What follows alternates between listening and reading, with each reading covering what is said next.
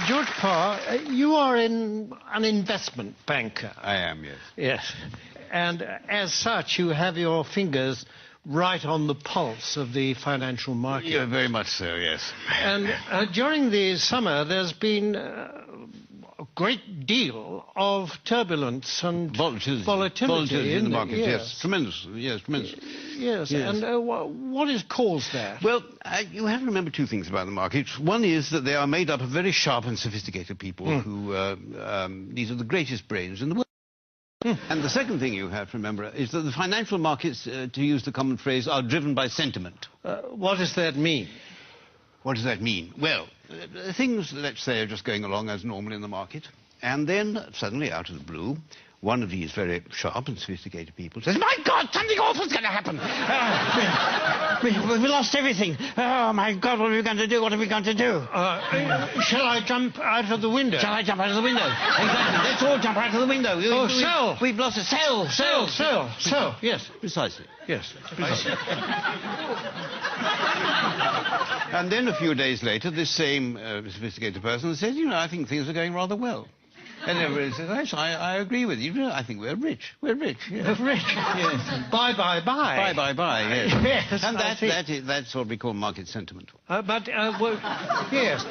Surely we are exaggerating just a bit, aren't we? I don't know. I mean, in August, in the middle of August this year, when the market absolutely plunged in London, a well-known city firm, State Street Global Markets, issued a statement in which it said, and I quote, "Market participants don't know whether to buy on the rumour and sell on the news, do the opposite, do both, or do neither, depending on which way the wind is blowing," unquote.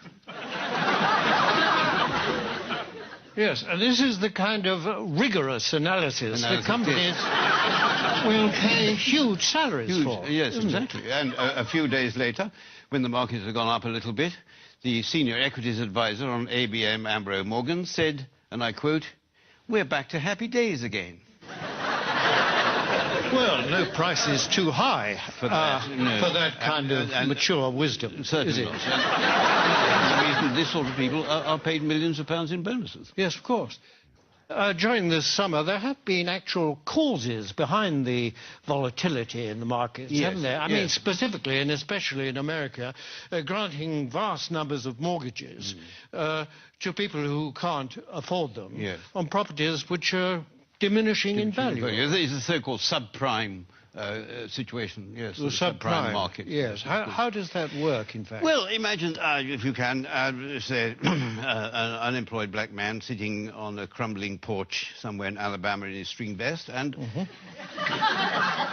chap comes along and said, "Would you like to buy this house before it falls down? And why don't you let me lend you the money?" And is this chap who says this, is he a banker? Oh, no. He's a mortgage salesman. His income depends entirely on the number of mortgages that he can arrange. So his judgment to arrange mortgages is completely objective? Completely objective, yes, absolutely. It would. Yes. And what happens next? Well, then this debt, this mortgage, is taken, bought by a bank and packaged together on Wall Street with a lot of other similar debts. Without going into much detail about what is actually... Without going into any detail, no, it's far too boring. And so this is put into a package of debt, and then it's moved on to Wall Street, and it's extraordinary what happens then, that somehow this package of dodgy debts stops being a package of dodgy debts and starts being what we call a structured investment vehicle.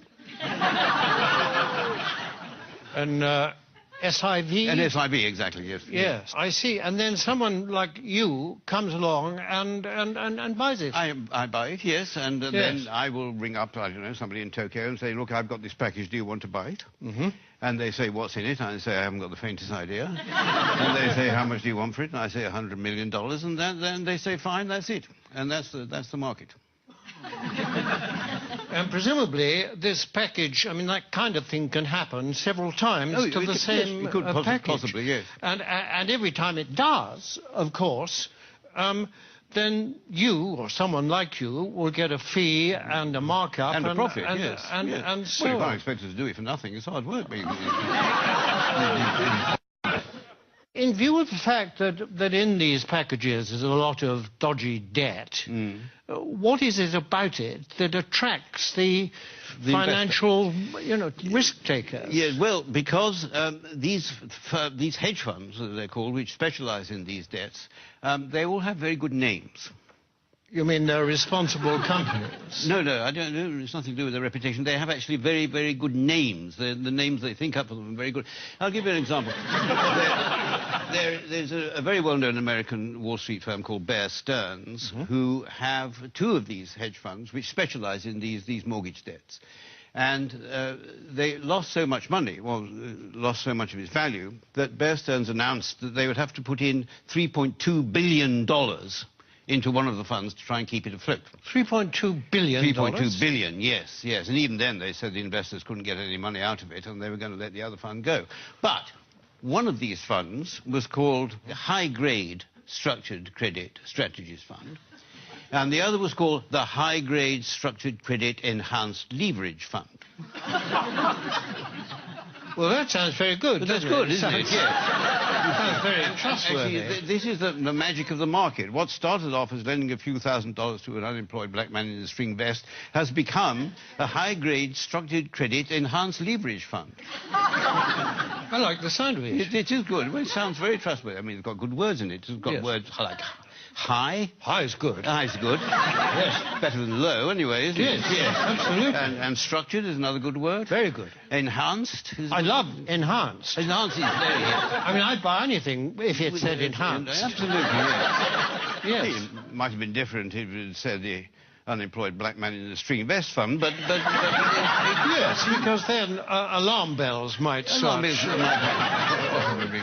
to ring. But despite these very plausible names, surely the reality is that the people that lent all this money have been incredibly stupid. Oh, no. The reality is that what was stupid is, for at some point, somebody asked how much money these houses were actually worth.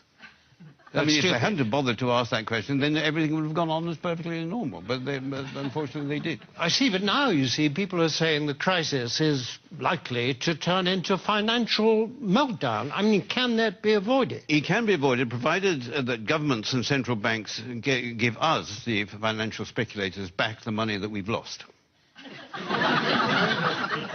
But isn't that rewarding greed and stupidity? No. It's rewarding what the Prime Minister Gordon Brown called the ingenuity of the markets. That is. You see, and we don't want this money to spend on ourselves. We want this money just to go into the market so that we can carry on borrowing and lending money as if nothing had happened without thinking too much about it.